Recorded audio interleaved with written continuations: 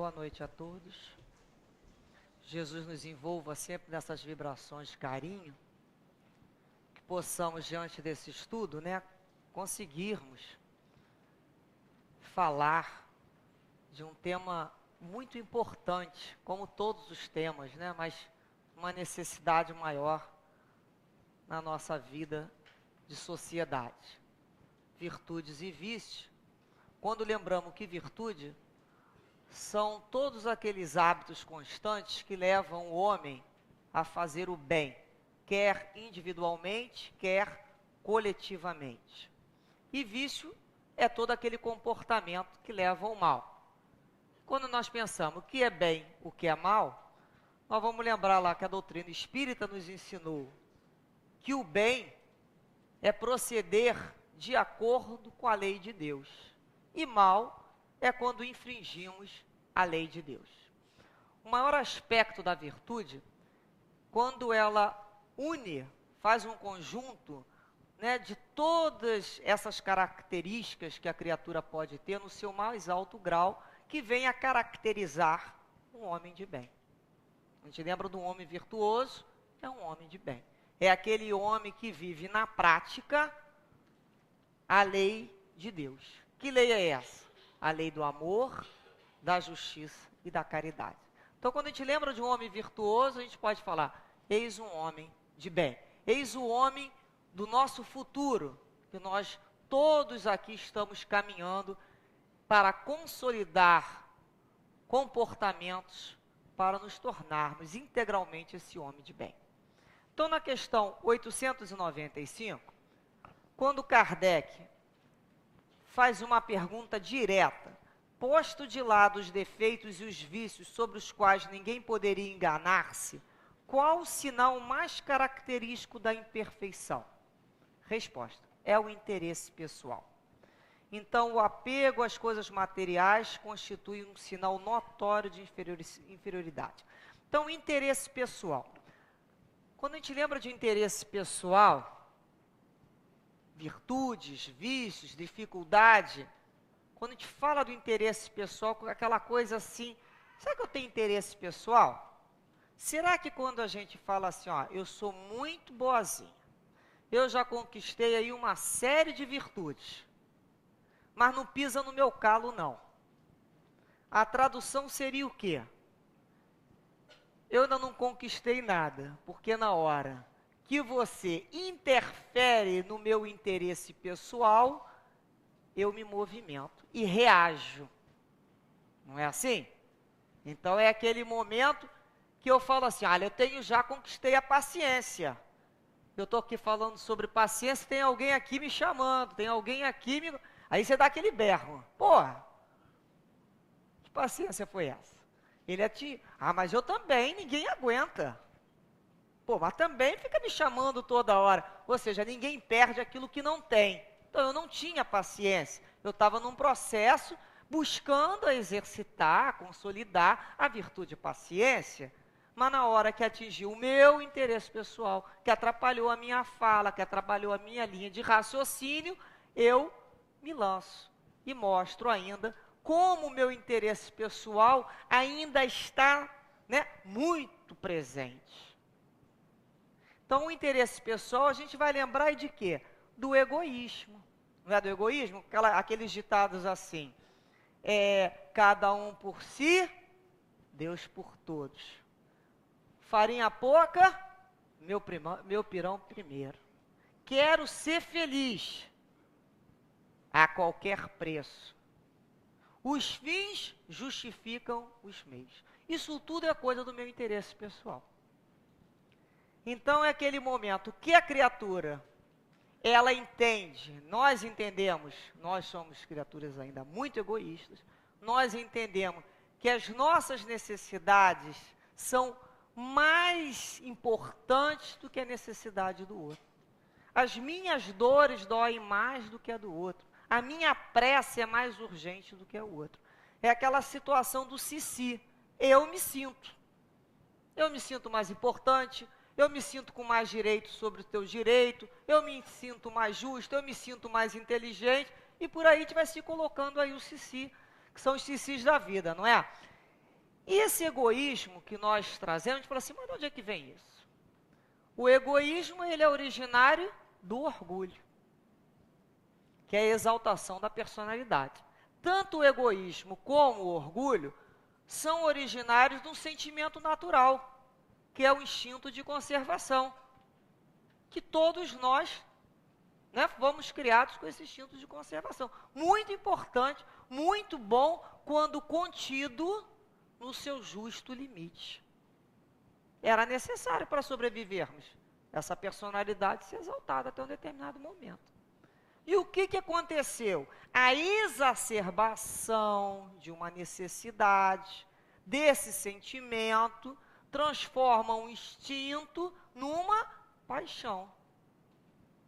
No momento que se transforma numa paixão, é que nós entramos nesse processo desenfreado de ferocidade pelo meu bocado primeiro.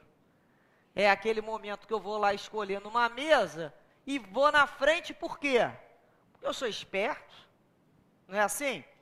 Vou pegar o meu primeiro, quem ri por último tem problema, porque eu vou rir primeiro mesmo. Muda tudo, não é?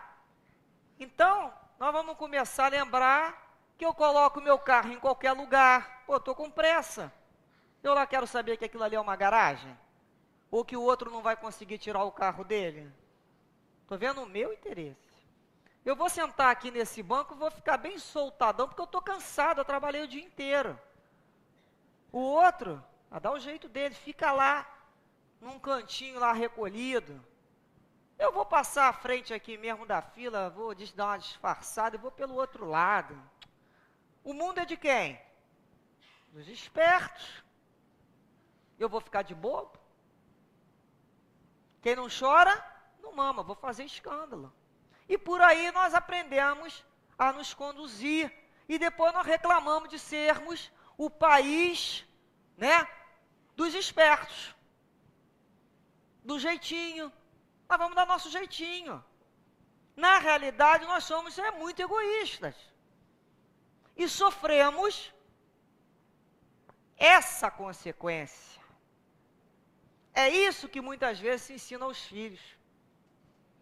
Dá o seu jeitinho, fala lá com o professor.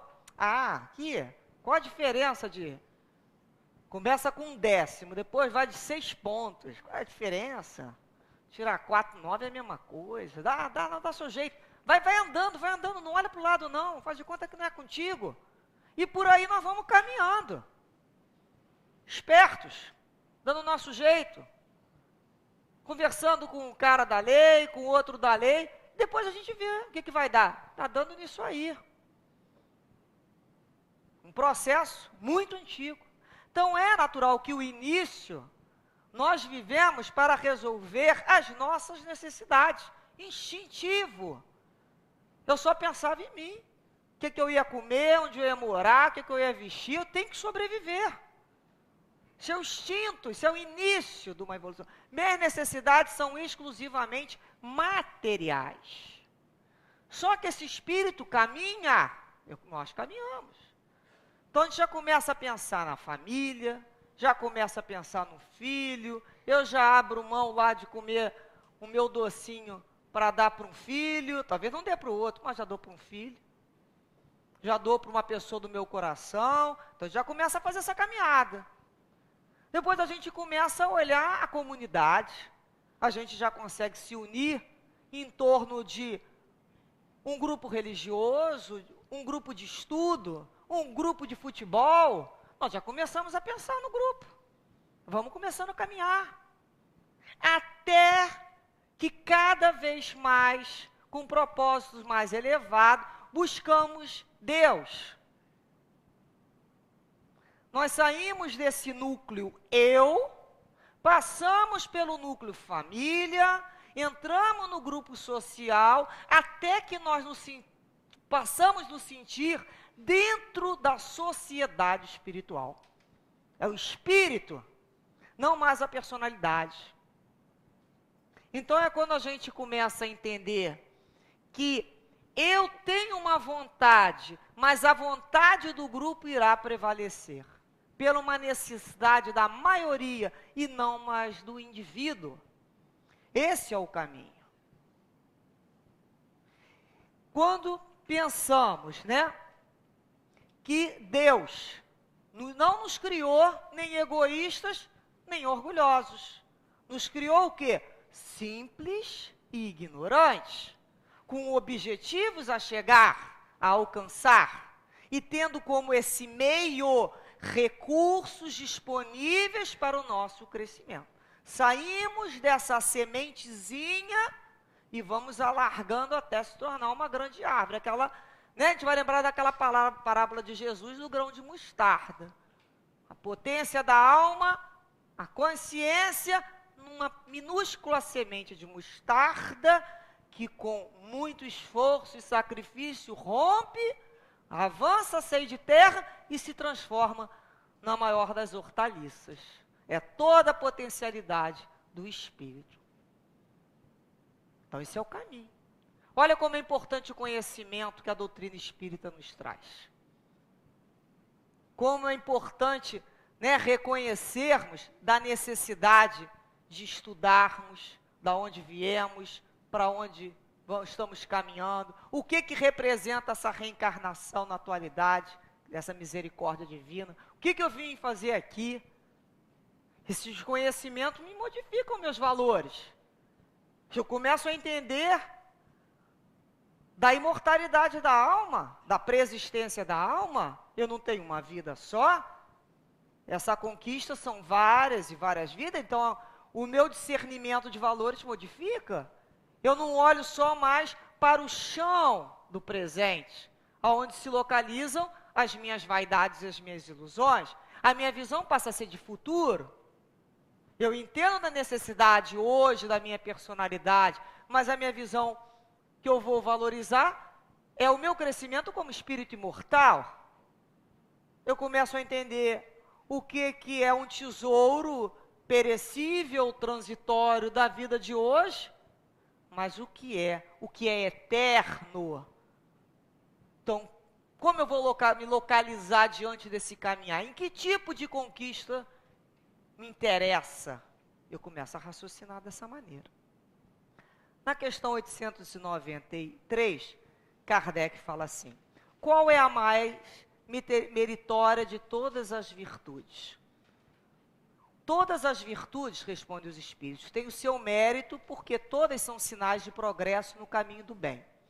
A virtude, todas as vezes que há resistência voluntária ao arrastamento dos maus pendores. Resistência voluntária, voluntário, é o que é da minha vontade, tá? Ato da minha vontade. Então existe sempre virtude quando eu resisto voluntariamente ao mal que eu poderia fazer. Então vamos pensar nisso. Resistir. Então eu posso ter, do momento que eu resisto, já é uma virtude. Então eu olho aqui para o companheiro aqui, ela tem um aparelho telefônico muito bonito. Gostei. Acendeu a minha cobiça. Eu não tenho. Não posso ter. Aí eu começo a racionalizar. Espera aí. Não vou pegar não, porque ela vai ver. Eu resisti a alguma coisa? Não. Eu sou esperta, né? O mínimo. Eu não vou pegar não, porque tem uma câmera aqui, e depois eles veem lá a câmera, vão ver que fui eu que peguei. Eu resisti a alguma coisa? Não. Não tem câmera, não tem ninguém, aí eu começo a lidar com aquela luta. Racionalizando. Bom, ela pode comprar outro. Quem perdeu, né? Achado, ela esqueceu aqui, ela levantou, foi ali fora. Eu sei que é dela. Achado, não é roubado. Quem perdeu, é pouco cuidadoso. Então, a gente começa a racionalizar aí. Eu posso também pensar assim, peraí, o que eu já sei? Aí entra a luta. Primeiramente, eu tenho um raciocínio. Eu sei que o furto está previsto no artigo penal. Eu sei. Posso saber por conhecimento, posso ter visto na televisão, ouvir falar. Jesus falou, né? Todo mundo conheceu o Evangelho. Jesus fala sobre a lei de Deus. Pô, esse negócio de pegar o que é do outro não é justo, né? Então já vou estar infringindo aí a lei de justiça. Pô, e a doutrina espírita? Depois que a gente vem para a casa espírita, não vai poder dizer que não sabe mesmo. A doutrina espírita vem com aquele negócio lá, né? De lei de causa e efeito. O que eu plantar, eu colho. Se eu fizer isso, eu vou passar por isso, até para que eu aprenda. Aí eu começo a pensar, e tem uma luta instalada dentro de mim. O meu instinto, o meu desejo de atender a minha necessidade, pouco me importando se ela vai sofrer ou não, está em luta com tudo aquilo que eu já aprendi. Repare que eu não sou boa, não, mas também não sou boba. Boa eu ainda não sou, mas eu não sou boba. Eu tenho conhecimento das leis. Da lei dos homens, da lei de Deus, da lei de causa e efeito, e começo a raciocinar. E vou ter que fazer uma escolha.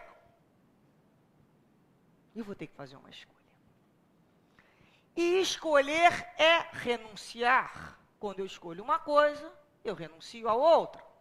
E todos nós que aqui nos encontramos, escolhemos seguir um modelo. Escolhemos seguir Jesus. Não é isso que estamos fazendo aqui? Escolher Jesus. Ou eu mantenho e fortaleço essa personalidade egoísta, individualista, que só pensa nos seus interesses, e fortaleço isso mesmo. Eu quero mesmo continuar assim.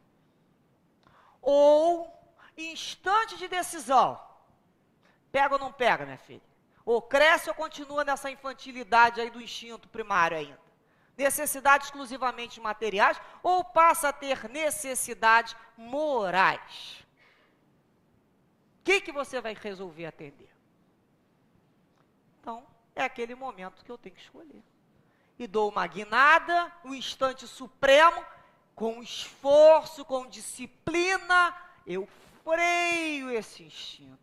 Pego o meu raciocínio, coloco luz, com tudo isso que eu aprendi, nessa emoção, nesse sentimento, nesse instinto, seja lá o nome que a gente der, coloco a luz e converso comigo. Converso para que eu cresça. Eu preciso conversar comigo. E entender bem a minha opção. Em tudo que eu fizer na vida. É um instante. Ou fica, ninguém vai me condenar. Tem minha consciência. Sou eu. Eu sou o juiz e o escravo das minhas próprias atitudes. Eu mesmo me julgo, eu mesmo me escravizo. Então eu pego lá o foco de luz, né? Porque eu quero crescer. Se eu quero crescer, eu preciso me conhecer, porque não há crescimento sem reconhecimento. Então eu pego o foco de luz, coloco em mim e me olho. Começo lá a tirar a ilusão. Eu entro no processo da desilusão, retirar a ilusão e me ver. Ó, você não tem fragilidade aqui. Olha como acontece essa situação, como é que você se treme todo. Olha lá, quando acontece essa outra situação, você tem lá aquele ímpeto. Então me olhe, então me vejo. E assim eu posso melhor o quê? Me conduzir. Porque enquanto eu não me conheço, eu não sei por onde eu caminho. Então conhece-te a ti mesmo. Essa é a libertação.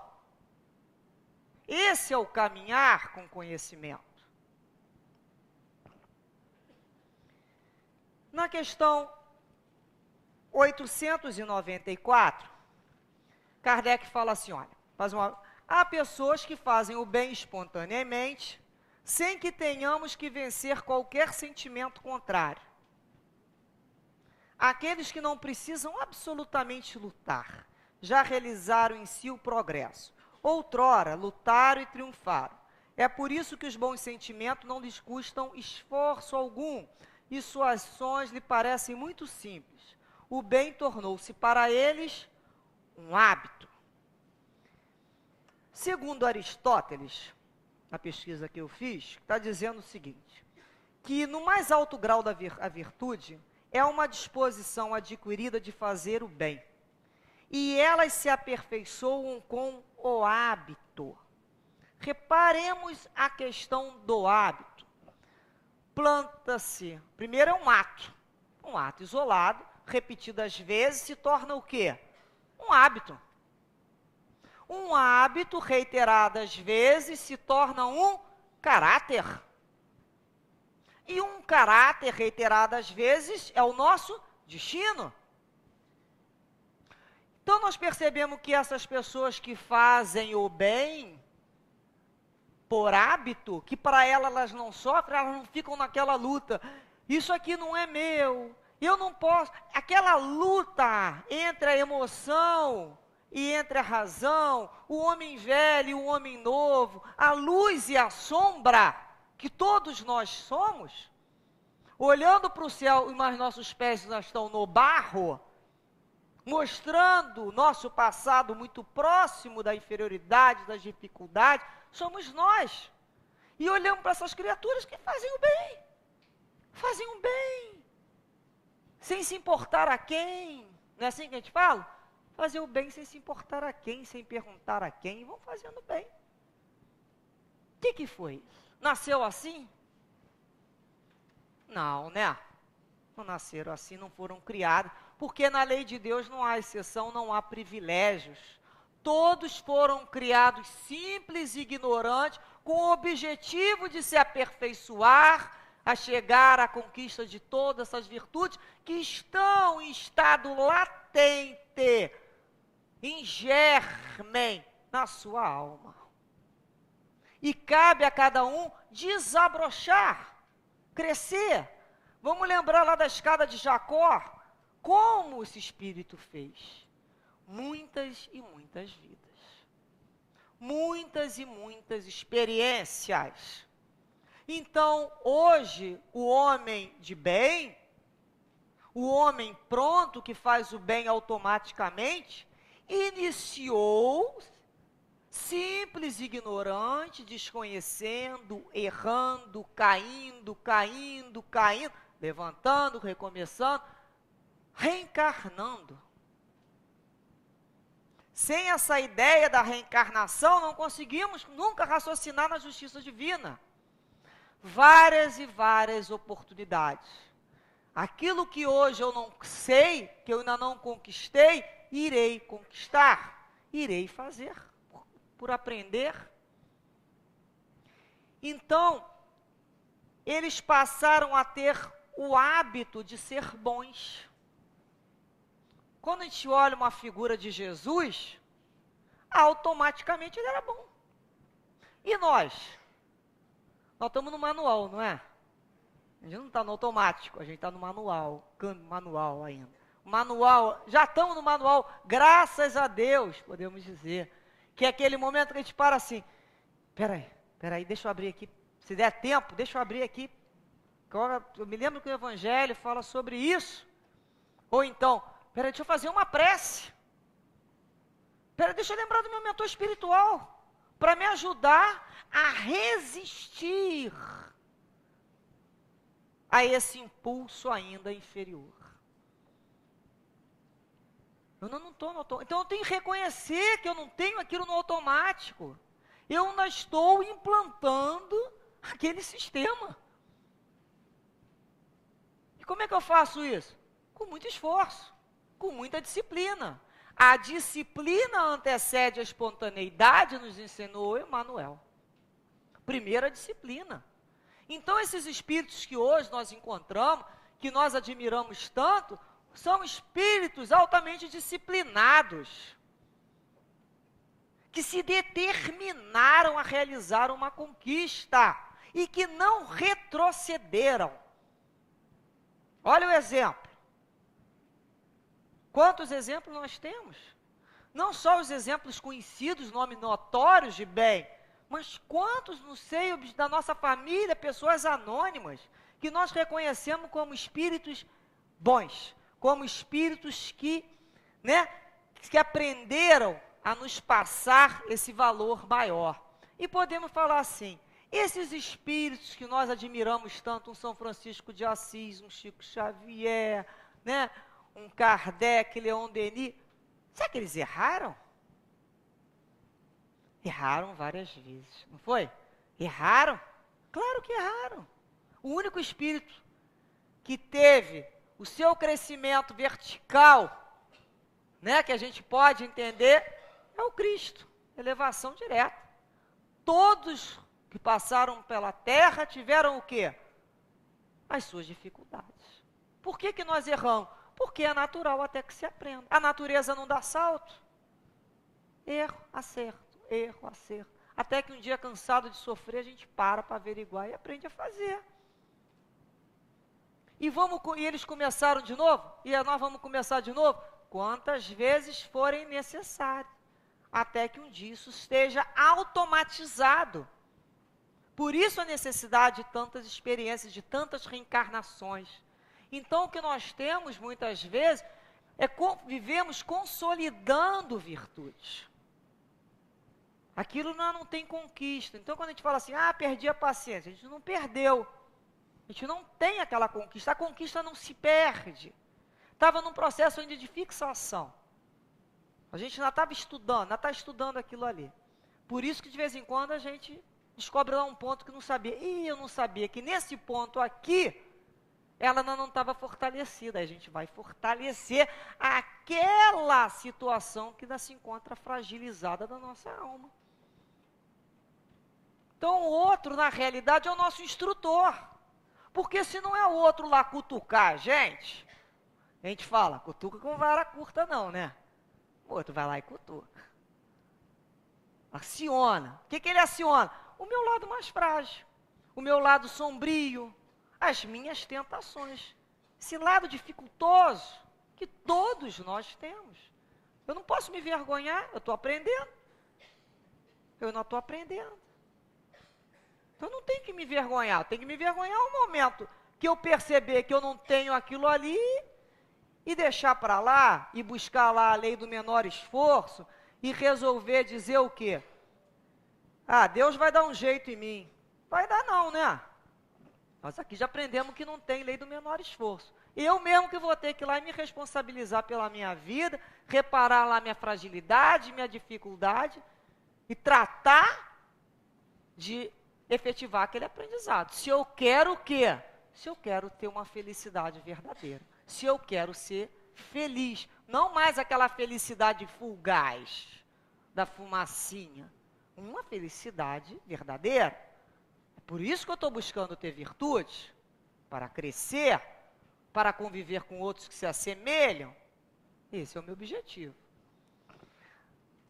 Então nós buscamos ali a questão 895 e 893, que diz assim, sobre o interesse pessoal, na 895, mais um pedacinho que os Espíritos falam, olha, pode um homem possuir qualidades reais que fazem dele um homem de bem, segundo o mundo.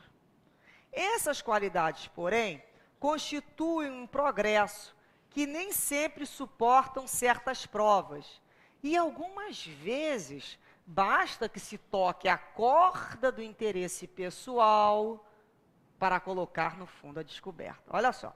Então é um homem que possui qualidades reais. Aquela pessoa que a gente fala assim, nossa, fulano tem qualidades. Olha que já tem conquista naquilo ali. Mas passa por uma prova, toca uma situação dele do interesse pessoal, o fundo aparece. O rabo do gato apareceu. Não é assim que a gente fala? Caiu uma máscara. No popular a gente fala assim. Lá na questão 893, quando da virtude Kardec, os espíritos falam assim, a sublimidade da virtude, a virtude mais sublime, está no sacrifício do interesse pessoal pelo bem do próximo, sem pensamento oculto. A mais meritória que se assenta na mais desinteressada caridade. Então vamos rever isso aqui. Sempre a questão do interesse pessoal. Na passagem de Jesus com o moço rico em Mateus, capítulo 19, teve um moço que perguntou a Jesus assim: o que devo fazer para adquirir a vida eterna? E Jesus disse: cumpre os mandamentos. Aquela época, a época da lei, né? Que mandamentos? Os mandamentos da lei.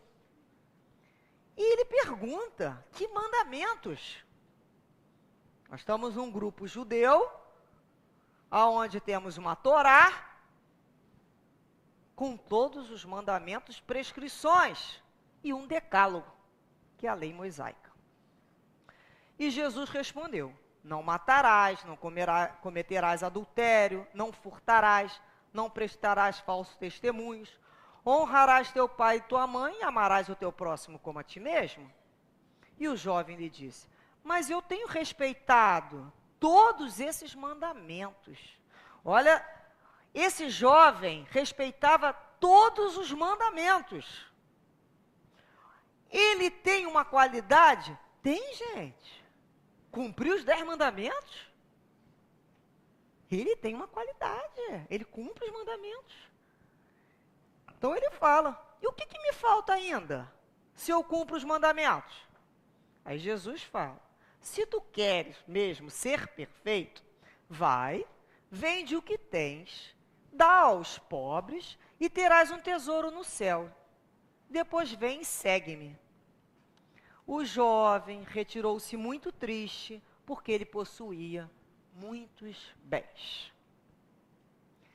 Bem, Jesus propõe ali uma prova decisiva, não foi? Questionou o fundo dos pensamentos dele. Até onde ele vai?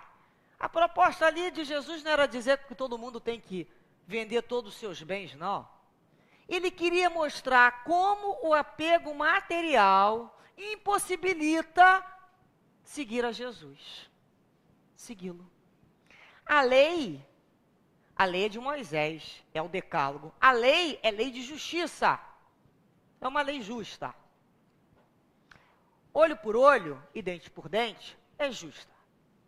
Só que Jesus, que vem para cumprir a lei e dar a cumprimento à lei do Pai, que é uma lei de amor, justiça, misericórdia, ele propõe que o quê? Que se transmita, além da lei, a graça, a misericórdia. Não mais a justiça, a misericórdia.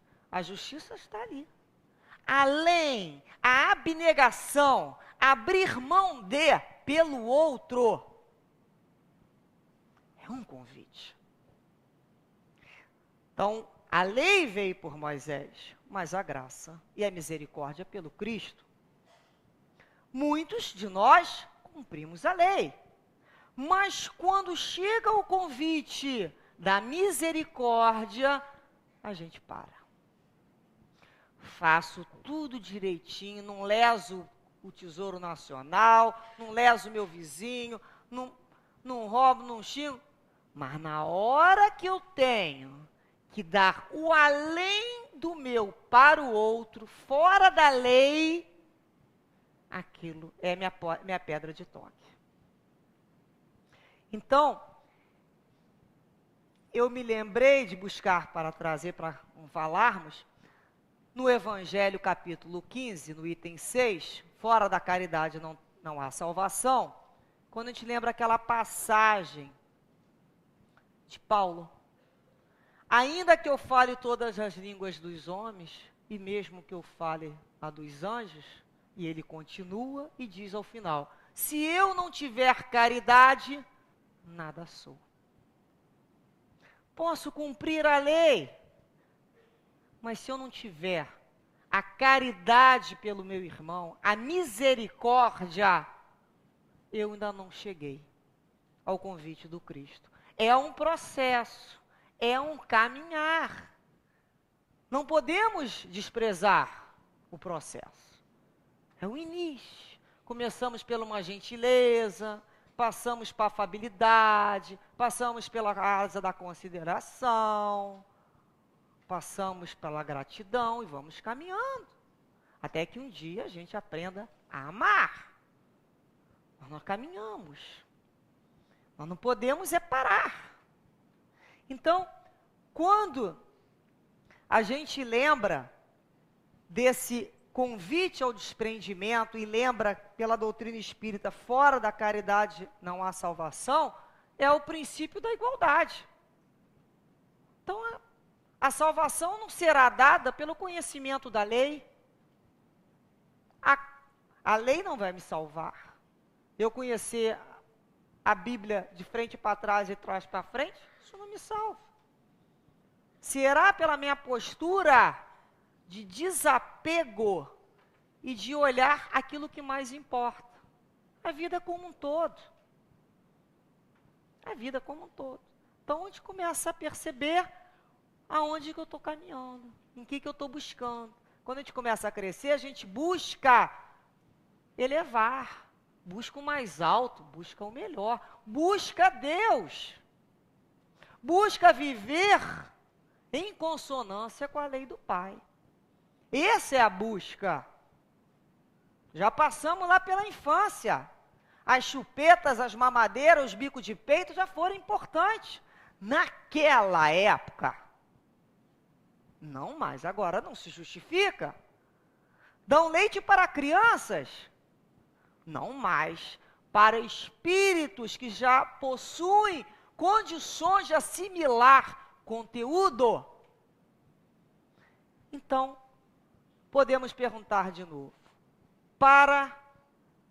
Por que é necessário buscarmos as virtudes? A primeira pergunta é por quê? Qual o objetivo? Porque nós estamos cansados de sofrer, não é mesmo? Porque nós somos almas cansadas de sofrer. De acreditar na lei do menor esforço, que Deus dá um jeito, que o espírito tal resolve, que eu dou uma carteirada, e a gente não sai desse lugar comum, que é a casa do sofrimento. O conhecimento da doutrina espírita nos mostra, com fatos comprovados, da necessidade de assumirmos responsabilidade, dever, sentimento de dever, primeiro para comigo. Eu sou responsável pela minha reencarnação. Tenho responsabilidade com filhos, com família, com pátria, com trabalho? Tem. Mas a minha primeira responsabilidade é com o meu progresso. Eu não posso escusar desconhecimento sobre isso. Eu tenho dever com o próximo. Eu tenho dever com a sociedade. Eu tenho dever, acima de tudo, com Deus. O meu senso de dever com o Pai não acaba nunca. Ele me criou simples e ignorante, sou coautora dessa obra, desse livro que eu escrevo da minha própria história, e que reescreverei, tantas vezes forem necessárias, através das reencarnações, até que esse esboço se aperfeiçoe. É um esboço. Estou escrevendo, estou fazendo, se não deu certo, na próxima tento de novo, e por aí eu vou tentando, com o objetivo de crescer, de aprender, de assimilar. Então, por que eu preciso estudar as virtudes? Porque se eu não conheço as virtudes, se eu não conheço a lei de Deus, se eu não conheço como devo comportar-me, como irei chegar à verdadeira felicidade que Jesus nos prometeu? Eu sou o caminho, a verdade e a vida. Se eu creio na promessa do Cristo, eu tenho que me comprometer com a lei do Cristo. Como eu posso amar a Deus aborrecendo-lhe a obra? Eu tenho que viver dentro da lei do Pai, ajustando-me a esta lei. No início, com muita dificuldade, até que no momento isso vai se tornar um hábito. Como eu faço isso? Primeiramente, me conscientizando da necessidade de modificar. Ninguém vai se conscientizar por mim. Isso é uma janela que só abre de dentro para fora. Eu me conscientizei que eu preciso mudar. Porque eu estou cansada de sofrer. Porque eu quero um outro padrão de vida. Para mim, para minha família, para os meus amigos, para o meu país e para o meu mundo. Eu quero uma outra sociedade. E eu começo mudando por mim, não pelo meu planeta. Após essa conscientização, eu necessito ter boa vontade, uma vontade firme, uma vontade determinada, com energia, movimentando situações que eu determinei. Eu preciso, junto com essa boa vontade, ter o quê? Fazer esforços, sacrifícios, muito esforço. Eu preciso ter perseverança, porque senão eu desanimo na primeira queda. Eu tenho que perseverar naquilo que eu resolvi conquistar. É muito difícil. Eu tenho que ter essa noção de continuidade, apesar de todos os obstáculos. Não é no primeiro obstáculo eu caí, eu sou a pior pessoa do mundo. Isso não existe. Caiu? Levanta. Pedras, toparemos por pedras. O plano espiritual nos prometeu. Ajuda-te que o céu te ajudará. Mas faça a tua parte. Tire a pedra do teu caminho, você. Nós daremos o quê? A força, a coragem, a intuição para prosseguir. Isso não faltará. Mas somos nós. Nós somos os caminhantes. O trabalho é nosso, responsabilidade. O que eu planto, eu colho. Preciso ter também resistência para aqueles momentos que eu acho que eu não estou conquistando mais nada, que vai chegando um momento que a gente chega num platô, não é? A gente acha que parou por ali, mas não dá para fazer concessão não. Ainda está em processo de quê? De conquista.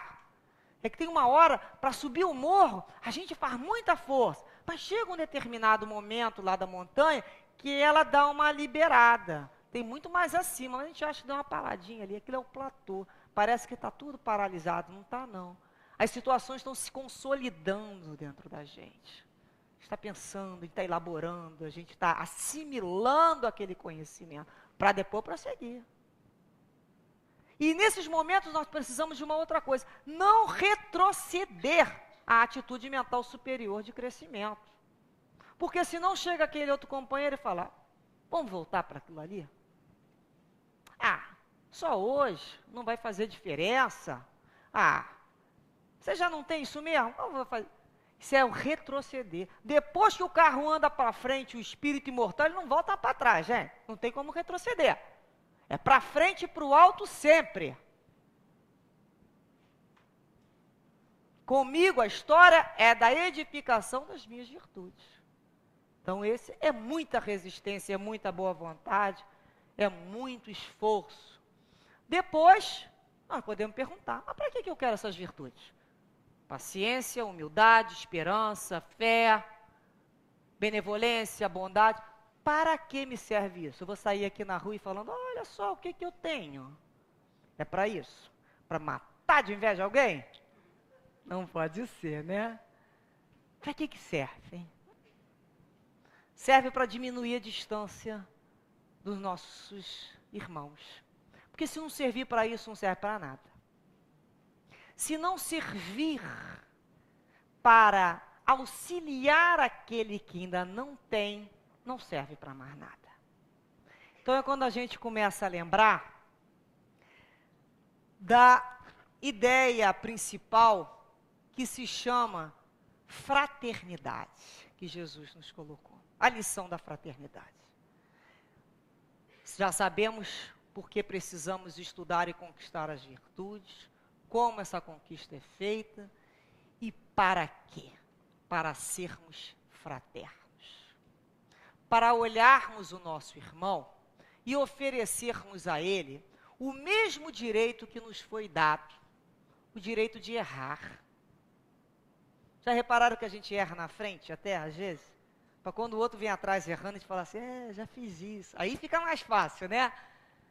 Mas é justamente para vermos a luz no outro. Por que Jesus veio até nós? Porque ele viu luz. Jesus viu luz. Imagine, Jesus viu luz. A gente fica pensando, nós tivemos fiadores para estarmos aqui hoje. Alguém que acreditou na gente. Como é que eu vou ter, né, a capacidade de não acreditar no meu irmão de caminhada? Não posso. Então, quando a gente começa a modificar o nosso olhar, vencer os nossos interesses pessoais, parar de acreditar que só nós podemos, só nós sabemos, só nós chegaremos, o barco só vai sair quando estivermos todos juntos. Por isso é muito importante que aquele que tenha a sua virtude divida, porque ela produzirá cada vez mais. Porque o momento de darmos as mãos e caminharmos juntos chegará. Todos juntos, sob o mesmo pastor. Esse é o nosso objetivo. Caminharmos em direção a Jesus. Então, que esse momento seja breve, seja o mais rápido possível, que possamos dividir com o outro esse sentimento de solidariedade, de igualdade e de fraternidade. Que Deus nos ajude a perceber como fazer, o momento que podemos fazer, o quanto podemos nos doar em relação ao nosso companheiro de caminhada. Onde quer que nós estejamos, seja da forma que vivermos, sempre podemos abrir mão dos nossos interesses pelo nosso próximo. Que Jesus, assim, nos envolva sempre nesse espírito de muita amizade, de muito respeito pelo outro, entendendo que cada um encontra-se no lugar que ainda tem que se encontrar, mas que com a ajuda, com as nossas vibrações, dessa espiritualidade amiga e, acima de tudo, deste Jesus que nos prometeu consolar e conduzir todos, vamos avançar. Que busquemos sempre avançarmos não mais sozinhos, não mais sociedades competitivas, e sim cooperativamente. Juntos seremos mais fortes, juntos dividimos melhor a nossa dor e vamos sorrir muito melhor. Graças a Deus.